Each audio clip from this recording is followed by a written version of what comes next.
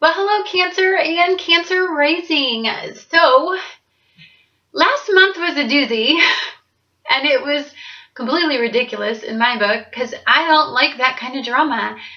We do bring some of that energy from the Pluto-Uranus squares into April, but I assure you I have some fantastic news that all Cancers have been waiting for. Now, Saturn spent a lot of time giving us a lot of hard luck lessons in our career and in romance. Since about 2007, we have been having very difficult lessons. After Saturn went into Leo and then it went to Sagittarius, our lessons have become less. Even though we went through the Pluto-Uranus square and we went through this solar eclipse, that's kind of the grand finale of us getting our lessons for a little bit. We do have one more energy that is going to be pretty tough to take this April 4th. We have a lunar eclipse, and I'll talk more about that. But for now, I just want to talk about this in kind of an order. So let's get started, because we have some really good news about career. Cancers have been having a difficult time getting everything going. It seems like we want to get it going, but there's always something that kind of pulls on us still and prevents us. Well, since the universe went through and did a big clearinghouse and took away the stuff that blocks our sun and helped us with our ego and helped us with stability and analyze what's stable and what's not a stable relationship and what's going to take us into the future, now the universe is saying, hey, time to take a look at career. This is a big career month, and this is going to generate possibilities for a lot of money coming in for Cancers who are ambitious and are going to go for this kind of energy. So let's get started and talk about it, because I'm super excited to give you guys not only good news, but great news, because Cancers really like to have a stable home and like to have enough money to provide ourselves a stable home. So this is going to be like news right now. Okay, so on the 2nd, we have Mercury positively aspecting Saturn in the 10th house. Now, your 10th house is your career goals, it's your life purpose, it's where you want to go with your life. And when you have Mercury and Saturn supporting it, there is nothing that can't be done. We all know that in order to get what we want, we have to be able to communicate it. We have to be able to gather all of the knowledge that it takes to get this career aspect off the ground. If we want to start a business, we've got to know all there is to know about starting that particular business, or we got to know all there is to know about how to get a loan and how to set it all up and how to do it on your taxes and, how to file your taxes if you start a new business. I mean, there's so much gathering of information. Mercury is a great asset in this area. Mercury it helps us with gathering knowledge, retaining knowledge. It helps us find sources for us to be taught what we need to be taught. It helps us communicate effectively and thoroughly. And so you're going to find that with Saturn supporting all this, the great teacher is going to point us in the right directions. Saturn's not here limiting us for once. Saturn's here supporting us and pushing us forward and giving us all the tools at all the right time. I can't even tell you how wonderful it is when Saturn finally supports energies. Because if you have Saturn at a difficult aspect, holy cow, it is so much harder to live. So, and no better placement for this than Saturn telling us, okay, if you do these things, if you get all these ducks in a row and you do all this, these are the tools you need to get that career opportunity or that life dream, or that business started, or the career change you've been wanting, and this is where you go to apply, and these are the people that you talk to. I mean, it's like it all falls into your lap kind of around the second. And so get out there and mingle, get out there and start, one thing that we have that is going for us is we have Mars energy. Amazing Mars energy. So the first part of the month, we have Mars and Venus doing their dance still. And so that makes us more attractive. It makes us more passionate. It makes people attracted to us. It literally attracts anything that we find pleasurable, but to an nth degree. It makes us assertive instead of aggressive. It makes us just very, very magnetic. So it's a great time to get out there and really, really, really harness that Aries new springtime energy to go into this 10th house on the 2nd. Now, at the end of the month, Mars is going to go into Taurus. And as we know, Taurus is the sign of possessions. And so you're going to see that it's going to continue throughout the end of the month, that naturally we're going to be thinking about a long-term career goals and how to get what we want, how to get the monies we want, how to get the right connections to get that. And so that Mars and Taurus energy is going to be aggressive and assertive toward the end of the month to get us the money that we need, the status that we need for that. So the one stinker, unfortunate kind of energy in this month, and then the rest of the month just rocks, is that we have a full moon lunar eclipse in Libra at 14 degrees. Now, anytime that you have a full moon lunar eclipse, understand that we get about 2 lunar eclipses a year.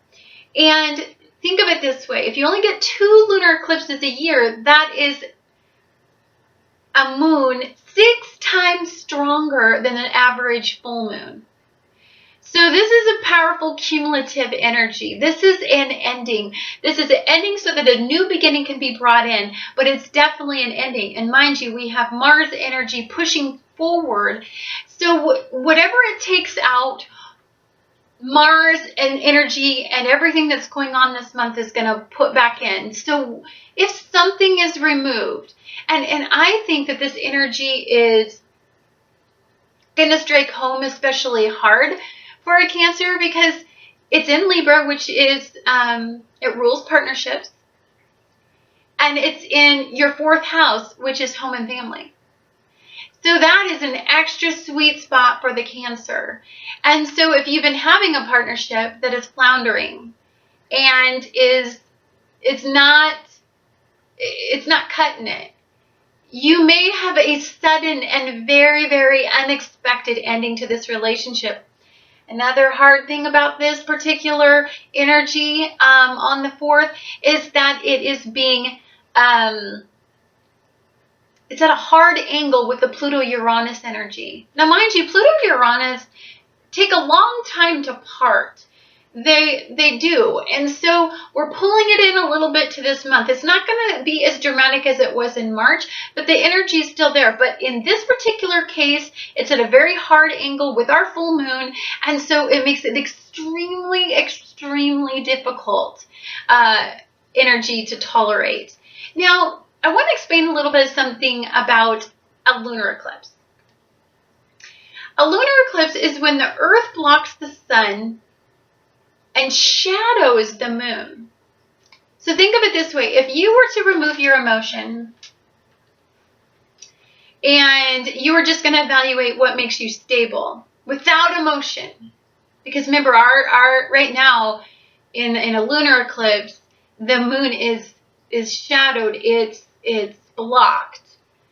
And the sun, the sun doesn't have its normal oomph, right?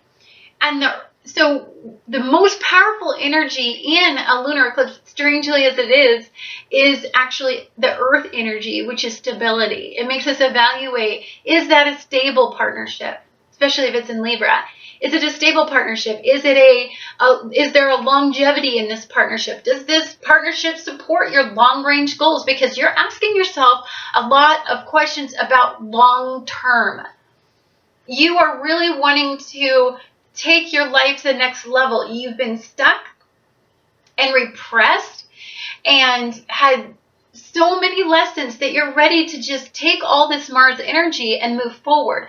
And if you have a partner or if you have a family situation that is preventing you from taking it to the next level, you could, with the Uranus in there, it could be a sudden and dramatic ending to whatever situation it is. It could mean somebody literally moving out and unexpectedly. It could mean that there could be a sibling issue, a issue with your children, and one of them just suddenly moves out in haste. And it can be very difficult to go through. It can mean that you have somebody suddenly move in with you. You know, you in order to create that stable environment, maybe you need a dual income, and so maybe you make the decision to move in, but it's a cumulative energy, which means you're done doing it all on your own and you're having somebody move in with you. It can be either one of those energies, but if the feeling is that it's an unsettling energy. It's hasty. Us crabs don't like quick, dramatic things like that. It makes us want to go in our shell and duck and like peek out and look out of our shell to see what the frick just happened.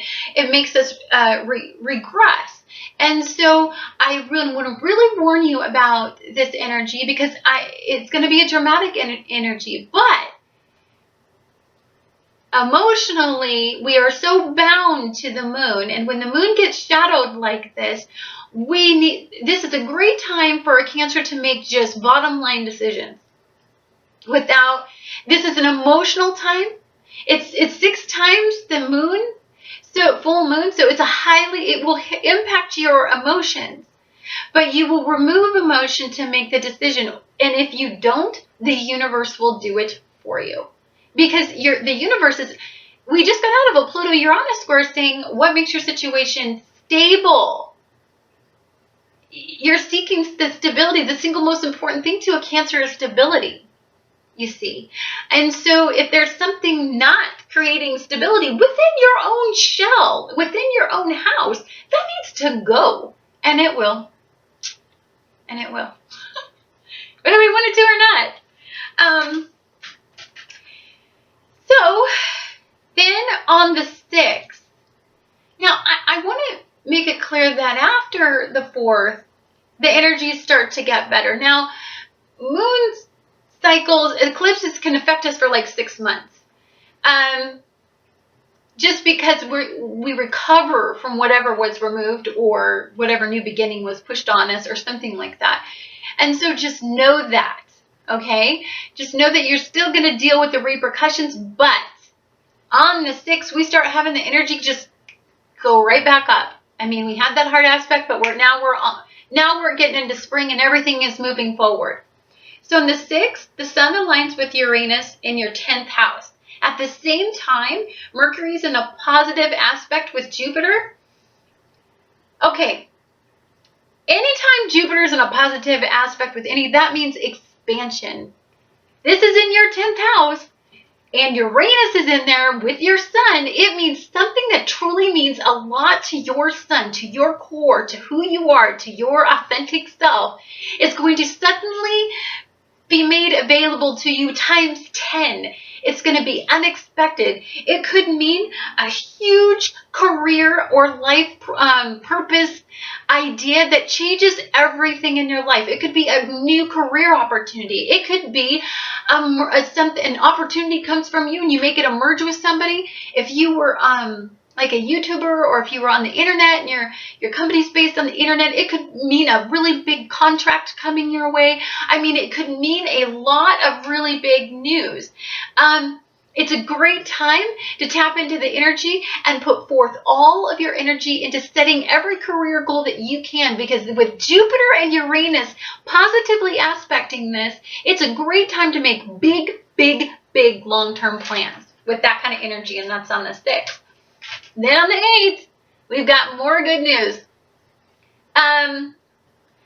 Jupiter moves direct in Leo, and this is in your 10th house.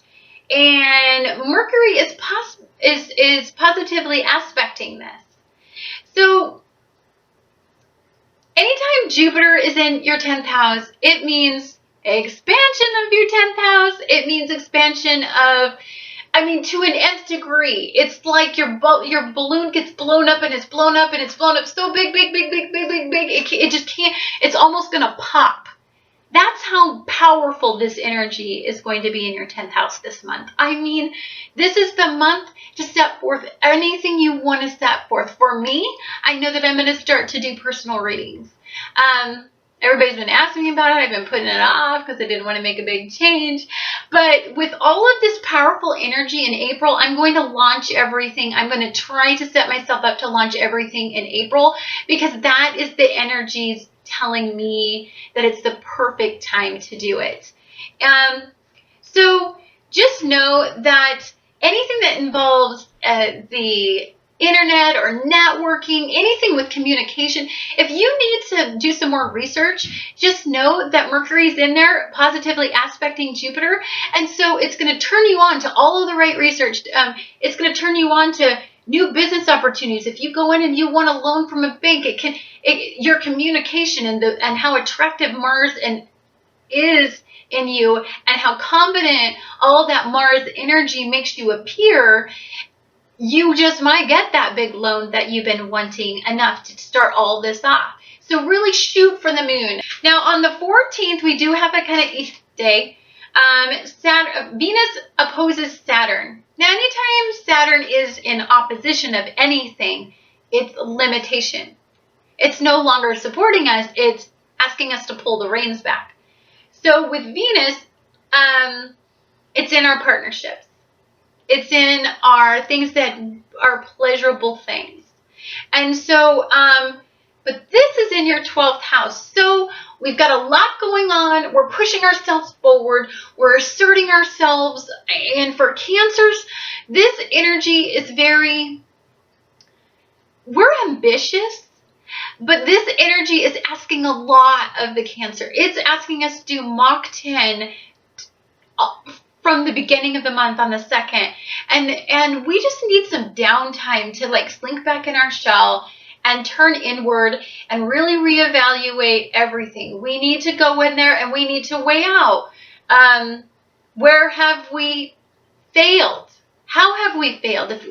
Is there any way that we can fail with what we're doing? Is there any positive aspects that we can really concentrate on? Is there anything that's hidden that we're not thinking through unconsciously? Are we still holding ourselves back because we want the safety of our life the way it was before all of the severe changes? And so we're going to regress on the 14th. That's just a day. It's a down day, and it's just because we get a little bit panicky because we're making crazy amounts of changes, and a lot's being asked of the Cancer, and Cancers aren't really big at trying to do everything at all at once. So it's okay for us to have a down day, and have Saturn ask us some questions and put a little bit doubt in our head because we don't want to get too full of ourselves. And then on the 18th, we have a new moon in Aries. And again, this is in our 10th house. So anytime you have a new moon, that means new beginnings.